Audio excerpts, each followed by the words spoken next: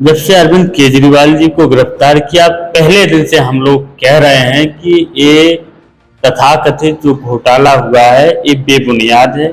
माननीय मुख्यमंत्री अरविंद केजरीवाल जी को फंसाया जा रहा है और अरविंद केजरीवाल जी देश के ईमानदार नेता हैं और ये लड़ाई जो हम लोग लड़ रहे हैं तानाशाही के खिलाफ, एक न एक दिन तानाशाह की हार होगी। और ये देश के प्रधानमंत्री नरेंद्र मोदी जी भोपाल के अंदर रैली में बोलते हैं कि देश में जितने भी भ्रष्टाचारी हैं हम उनको छोड़ेंगे नहीं।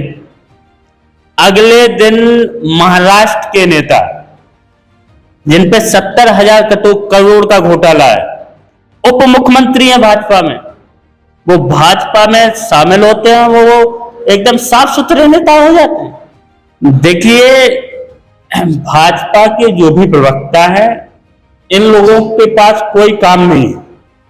सुप्रीम कोर्ट सिर्फ जमानत ही तो दे सकता है, वो कोई सब कुछ तो दे नहीं सकता। और जो उसके पास अधिकार था न्याय करने का, उन्होंने जमानत दे दी। दिल्ली के चर्चित शराब घोटाले में आम आदमी पार्टी के मुखिया अरविंद केजरीवाल 21 मार्च से ही जेल में बंद थे। तमाम दलीलों, तमाम सुनवाइयों के बाद आज आखिरकार अरविंद केजरीवाल को सशर्त जमानत मिल गई, जिसको लेकर देश भर में जो आम आदमी पार्टी के कार्यकर्ता हैं, जो सदस्य हैं, उनमें खुशी की लहर है। तमाम बड़े बड़े कार्यालयों पर आज लड्डू और अलग अलग तरीके के ढोल पटाखे फोड़े और दागे जा रहे हैं और बांटे जा रहे हैं। इसी सिलसिले में हम उत्तर प्रदेश की राजधानी लखनऊ के आम आदमी पार्टी कार्यालय पे मौजूद है। हमारे साथ बातचीत करने के लिए अंकित परिहार जी मौजूद हैं, जो आम आदमी पार्टी का पक्ष रखेंगे, और जानेंगे उनसे कि आखिर में आज अरविंद केजरीवाल को जो जमानत मिली उसको लेकर आप क्या कुछ सोचते हैं, कितनी खुशी और हर्षोल्लास है आप लोगों को? देखिए, झुकता है तानाशाह, झुकाने वाला चाहिए। जब से अरविंद केजरीवाल जी को गिरफ्तार किया, पहले दिन से हम लोग कह रहे हैं कि ये तथाकथित जो घोटाला हुआ है ये बेबुनियाद है। माननीय मुख्यमंत्री अरविंद केजरीवाल जी को फंसाया जा रहा है और अरविंद केजरीवाल जी देश के ईमानदार नेता हैं। और नरेंद्र मोदी जी ने जिस तरीके से अपनी सीबीआई, ईडी, आईटी तमाम एजेंसियों का दुरुपयोग करके आम आदमी पार्टी के राष्ट्रीय नेताओं को गिरफ्तार करके हवालात में भेजा, मैं शुक्रिया अदा करता हूं सर्वोच्च न्यायालय का कि उन्होंने माननीय मुख्यमंत्री अरविंद केजरीवाल जी को जमानत दी, मनीष सिसोदिया जी को जमानत दी, संजय सिंह जी को जमानत दी। जो हमारे स्वास्थ्य मंत्री, पूर्व स्वास्थ्य मंत्री सत्येंद्र जैन जी हैं, वो भी इसी तरह बाहर आएंगे। तो अरविंद केजरीवाल जी की जमानत मिलने पर पूरे देश भर के कार्यकर्ताओं में एक खुशी की लहर है, उनके अंदर एक उम्मीद है और हमें अपने करिश्माई नेता पर पूरा भरोसा है कि वो देश की राजनीति को बदलेंगे। और अभी हाल ही में आपने देखा होगा कि तमाम राज्यों में प्रदेश कार्यालयों पर ढोल नगाड़े बज रहे हैं, कार्यकर्ता एक दूसरे को मिठाई बांट रहे हैं, आतिशबाजी कर रहे हैं, दिल्ली के कार्यालय पर लोग इकट्ठे हो रहे हैं। अभी 3 बजे से हमारे प्रदेश के कार्यालय पे भी जश्न का माहौल बनेगा। तो मैं सर्वोच्च न्यायालय का शुक्रिया अदा करता हूं। और ये लड़ाई जो हम लोग लड़ रहे हैं तानाशाही के खिलाफ, एक न एक दिन तानाशाह की हार होगी। और जो ईमानदार राजनीति के लिए, जो अपने तन मन धन के साथ इस देश की राजनीति को बदलने के लिए हमारे नेता अरविंद केजरीवाल जी लगे हुए हैं, और आम जनता को जो मूलभूत सुविधाएं, जो हमारी पार्टी की विचारधारा है कि शिक्षा, स्वास्थ्य, बिजली, पानी, सड़क, नाली, खनिजा, इन सब पे एक दिन हम लोग अपना। अंकित जी, एक और सवाल है जो लोगों के मन में चल रहा है कि आखिर में क्या वो कारण है कि बीजेपी, आप जैसे कह रहे हैं कि फंसाई है अरविंद केजरीवाल को, मनीष सिसोदिया को, संजय को, सबको फंसाया है, तो ऐसा क्या कारण मानते हैं कि बीजेपी आखिर क्यों फंसा रही है विपक्ष के नेताओं को? यही नहीं देखा गया, उधर देखा गया कि मुंबई में भी उद्धव ठाकरे पार्टी को, उसके बाद में झारखंड में हेमंत सोरेन को, और फिर आप कह रहे हैं कि अरविंद केजरीवाल को, तो क्या कारण मानते हैं ऐसा करने के लिए? देखिए, देश के प्रधानमंत्री नरेंद्र मोदी जी भोपाल के अंदर रैली में बोलते हैं कि देश में जितने भी भ्रष्टाचारी हैं हम उनको छोड़ेंगे नहीं।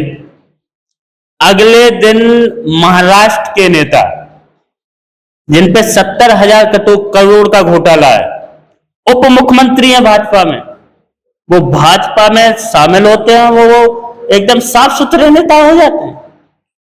जो सच्चाई की, जो सच के लिए लड़ता है, आवाम की आवाज को उठाता है, चाहे वो अरविंद केजरीवाल हो, हेमंत सोरेन जी हो, तमाम ऐसे नेताओं को अपने ईडी और सीबीआई के जरिए इन्होंने गिरफ्तार किया और आज माननीय उच्च न्यायालय के माध्यम से सभी लोग बरी हो रहे हैं। किसी पे एक भी सबूत तो मिला नहीं। संजय सिंह जी के यहाँ सीबीआई ने, ईडी ने रेड दी, उनके यहाँ से 1 रुपए नहीं मिला। मनीष सिसोदिया जी के यहाँ सीबीआई ईडी ने रेड मारी, 1 रुपए वसूल नहीं हुआ। अरविंद जी के यहाँ से 1 रुपए वसूल नहीं हुआ। तो कोर्ट ने तो बार बार कहा ईडी और सीबीआई के अधिकारियों से कि इनके खिलाफ कोई सबूत हो तो दे दो, लेकिन सबूत नहीं मिला।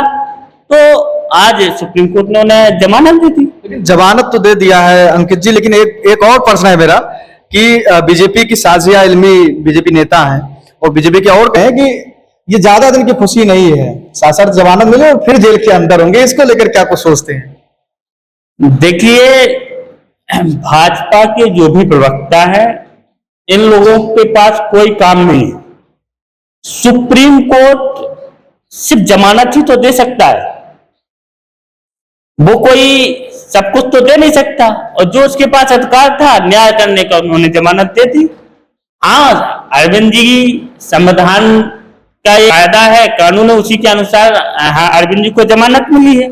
और हम अम्बेडकर से प्रभावित लोग हैं, संविधान को मानने वाले लोग हैं, संविधान पे हम लोग भरोसा करते हैं और संविधान ही हमारी मेन ताकत है।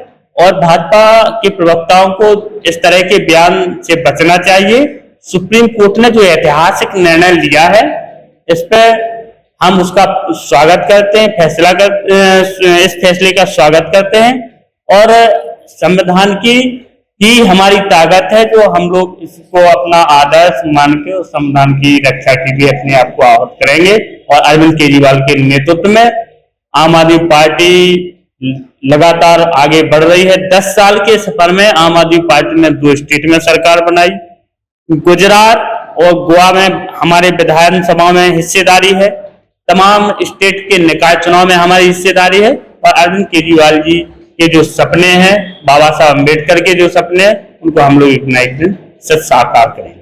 अंकित जी, एक और लास्ट में बस हम एक चीज जानना चाहते हैं कि ये भी कहा जा रहा है कि अरविंद केजरीवाल के जेल से छूटने के बाद हरियाणा का माहौल बदलने वाला है।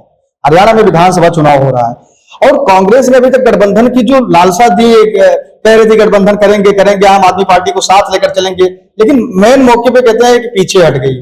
और अब अरविंद केजरीवाल की जिम्मेदारी, तो क्या कुछ देखते हैं कि कांग्रेस भी आप लोगों की विचारधारा से थोड़ा इधर उधर बहक जाती है और अपना फायदा देखती है गठबंधन को लेकर, क्योंकि हरियाणा में उसे लगा कि हम सरकार बना सकते हैं और अब उसने अरविंद केजरीवाल को शामिल नहीं किया, जबकि अरविंद केजरीवाल की पार्टी आम आदमी पार्टी ये सोचती रही कि अगर कांग्रेस चाहेगी तो हम लोग गठबंधन करेंगे। देखिए, गठबंधन की स्थिति पर पार्टी ने स्पष्ट कह दिया है और पहले भी कहा था कि चुनाव के दौरान ऐसी स्थितियां बनती हैं। भाजपा को हराने के लिए हम लोगों को जो भी कदम उठाना चाहिए और उठाने के हर संभव प्रयास किए, लेकिन पार्टी ने फैसला लिया, कांग्रेस पार्टी ने लिया कि सब लोग अकेले लड़ेंगे। तो हम लोगों की हरियाणा में पूरी सीटों पर तैयारी है, पूरी सीटों पर हमारे कैंडिडेट, वहां की कोर कमेटी ने ऐलान कर दिया और निश्चित रूप से अब हमारे नेता अरविंद केजरीवाल जी बाहर आ गए हैं और हरियाणा की राजनीति बदलने वाली है और हरियाणा में अब झाड़ू चलेगी। तो ये थे अंकित परिहार जी, जिनसे हमने कई सारे मुद्दों पर कई सारी बातों को पूछा और कई सारे सवालों पर उन्होंने बेबाक तरीके से अपनी राय रखी। अरविंद केजरीवाल के जेल को छूटने को लेकर भी उन्होंने वजह बताई और कहा कि भारतीय जनता पार्टी विपक्ष के नेताओं को हमेशा से फंसाने का काम किया है, जबकि अपने गिरबान में झांक कर नहीं देखते। कैमरा पर्सन नितेश के साथ मैं संजय पांडे, फिल्मी टिक्स, लखनऊ।